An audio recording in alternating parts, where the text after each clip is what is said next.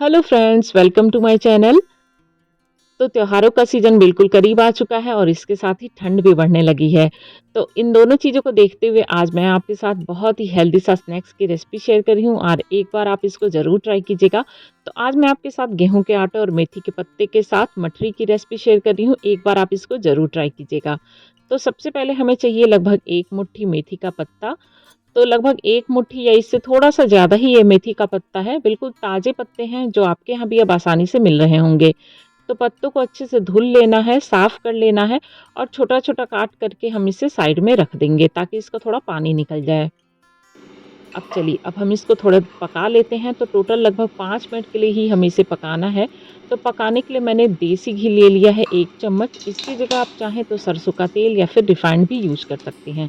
तो जैसे ही घी गरम हो जाएगा, हम इसमें अपने पत्तों को छौंक देंगे और टोटल 5 मिनट के लिए ही ये हमें इसे पकाना है। बहुत ज़्यादा देर तक नहीं पकाना है, बस इतना ही पकाना है कि पत्ते थोड़े से सिंक हो जाएँ।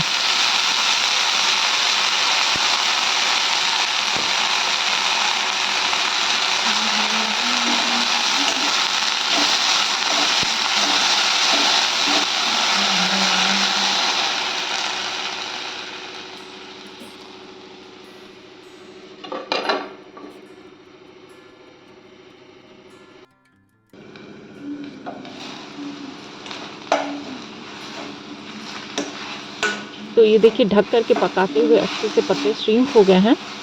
तो टोटल 4 से 5 मिनट में हमारे ये पत्ते बिल्कुल रेडी हो जाएँगे।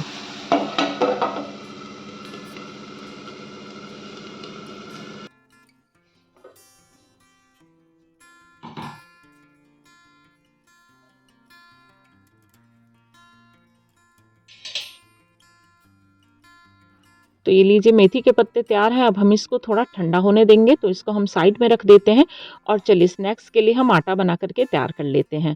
तो इस स्नैक्स को मैंने गेहूँ के आटे से ही बनाया है। तो मैंने एक 1 कटोरी ले ली है, जिसको मैंने 2 कटोरी उसी कटोरी से ले लिया है गेहूँ का आटा और लगभग 1/4 कटोरी ले लिया है सूजी। तो आप एक ही कटोरी रखें नाप के लिए, तो जो आपका स्नैक्स बन कर के तैयार होगा वो बिल्कुल परफेक्ट होगा।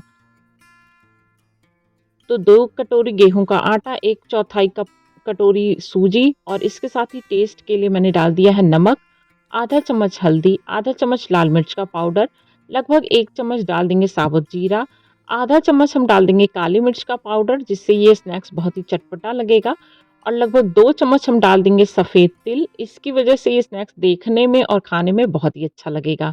इसके बाद हम डाल देंगे लगभग 1 चम्मच अजवाइन, दोनों हाथों से अच्छे से मसल करके और सेम जिस कटोरी से मैंने गेहूँ नापा था, उसी कटोरी से आधी कटोरी से थोड़ा-सा कम मैंने ले लिया है रिफाइंड ऑयल। अब इन सारी चीज़ों को बहुत ही अच्छे से हम दोनों हाथों से मिक्स कर लेंगे ताकि रिफाइंड आटा और जितने हमने मसाले डाले थे वो एक सार हो जाएँ।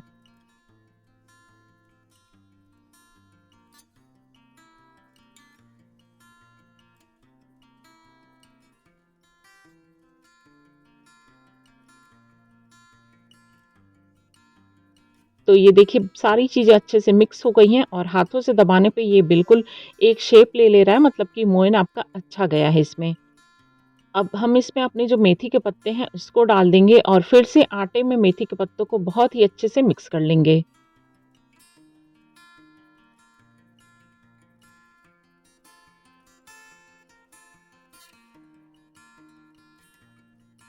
तो आप देख सकते हैं पत्ते और आटा बिल्कुल अच्छे से एक साथ मिक्स हो गए हैं।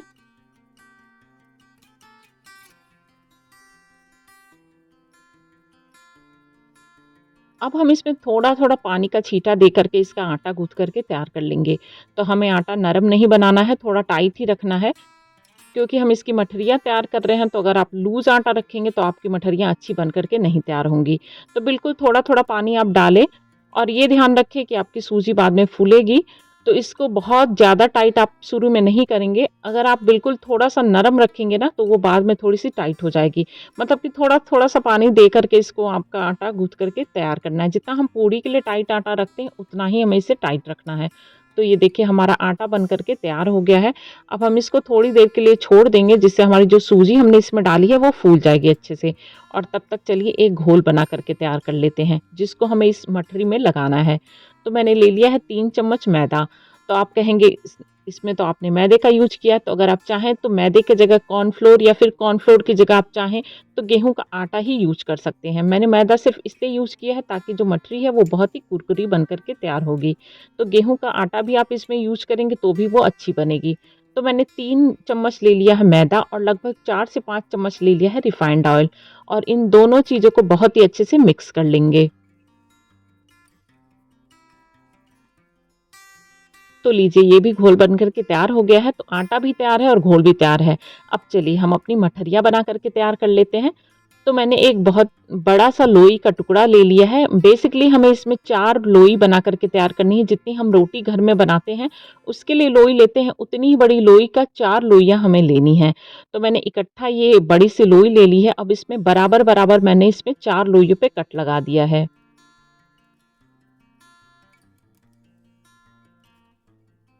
तो आप देख सकते हैं जितनी बड़ी हम रोटी के लिए लोई लेते हैं उतनी बड़ी ही ये एक लोई है। तो मैंने 4 रोटियाँ इस तरह पहले बेल करके तैयार कर लेनी है।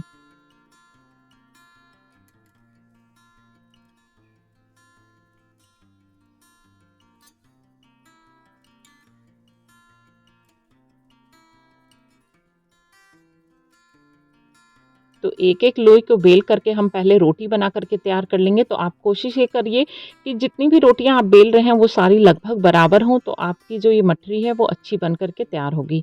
तो आप देख सकते हैं जो मैंने रोटी बेली है वो बहुत मोटा नहीं बेलना है हमें।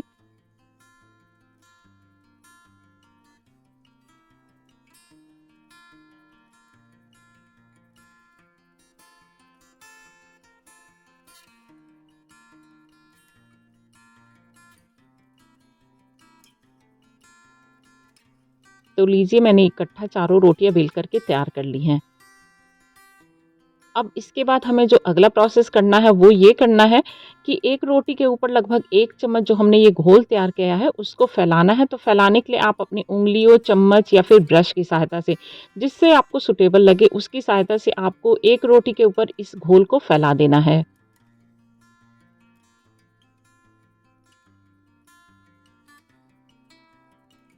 इसके बाद इस घोल के ऊपर आपको दूसरी रोटी रख देनी है। ये प्रोसेस हमें जब तक ये चारों रोटियों को चिपकाते जाना है, मतलब बीच में आपको घोल लगाते जाना है और उसके ऊपर दूसरी रोटी रख देनी है।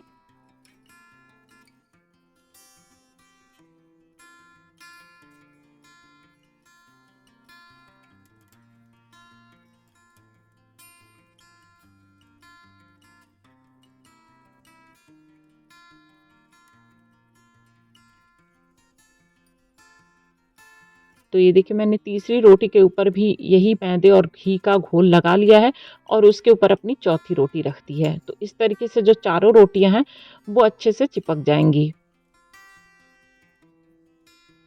अब वापस चौथी रोटी के ऊपर भी हम 1 चम्मच इस घोल को फैला देंगे।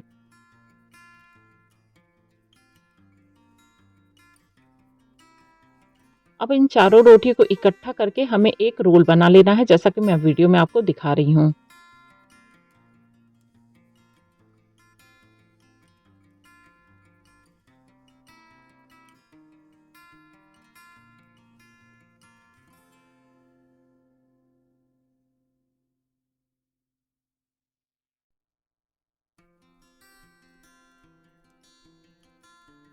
अब हमें आधे इंच की दूरी पर इसको काटते जाना है, मतलब चाकू की सहायता से लगभग आधे इंच की मोटाई पर हम इसको काटते जाएँगे।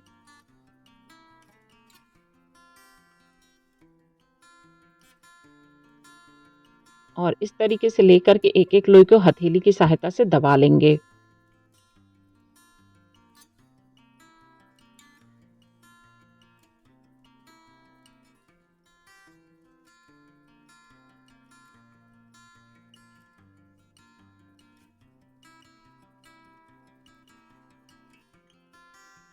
अब अगर आप चाहें तो इसी स्टेज पर इसको छान करके तैयार कर सकते हैं और अगर आप इसको पतला करना चाहें तो इसके ऊपर एक बार बेलन चला सकते हैं। तो अगर आपको मोटी मठरी चाहिए तो ये बिल्कुल रेडी है छानने के लिए, मगर मैं इसको एक बार बेल लेती हूँ ताकि ये थोड़ी-सी पतली हो जाए।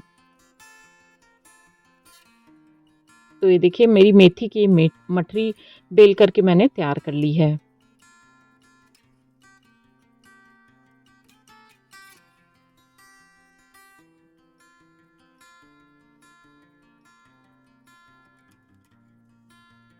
तो लीजिए सारी मठरी तैयार है, चलिए इसको छान लेते हैं। तो छानने के लिए मैंने गैस पर चढ़ा दिया सरसों का तेल। तो आप चाहें तो इसकी जगह रिफाइंड भी यूज़ कर सकते हैं, लेकिन सरसों के तेल में ये बहुत ही सोंधा इसमें खुशबू आती है। तो जैसे ही सरसों का तेल गरम हो जाएगा, हम इसको धीमी आँच पर कर देंगे और धीमी आँच पर लगभग 5 मिनट के लिए 3 से 4 बार अलटते-पलटते हुए इसको सुनहरे कलर का हम तल करके निकाल लेंगे। तो जब आपकी मठरी एक साइड से सेट हो जाए, उसके बाद आप इसको दोबारा पलटिए।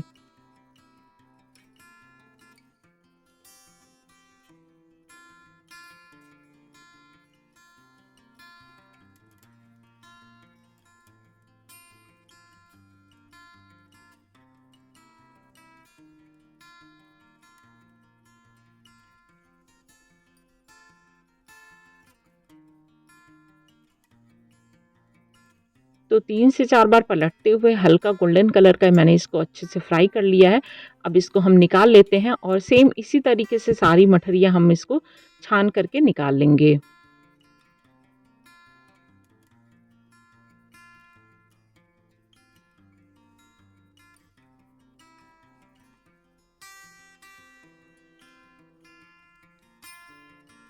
तो लीजिए हमारी सारी मठरियाँ बन कर के तैयार हैं।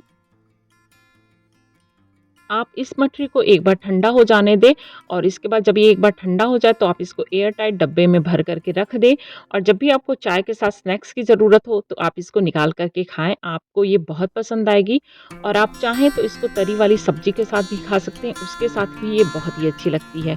तो इन त्योहारों के मौसम के लिए आप अभी से चाहें तो इसको बना करके रख सकते हैं। तो ये देखिए मेरी मठरी ठंडी हो गई है और ये बहुत ही खस्ता बन करके तैयार हुई है और बहुत ही हेल्दी है और आपको बहुत पसंद आएगी। बच्चों को चाहें तो आप इसको स्नैक्स के तौर पे टिफ़िन में भी दे सकते हैं या फिर ऐसे भी शाम को खाने के लिए दे सकते हैं। तो मेरी तो मठरी बन कर के तैयार है, एक बार आप ज़रूर ट्राई कीजिएगा और वीडियो पसंद आएगा तो लाइक शेयर करना मत भूलिएगा। मिलते हैं अगली रेसिपी के साथ, बाय।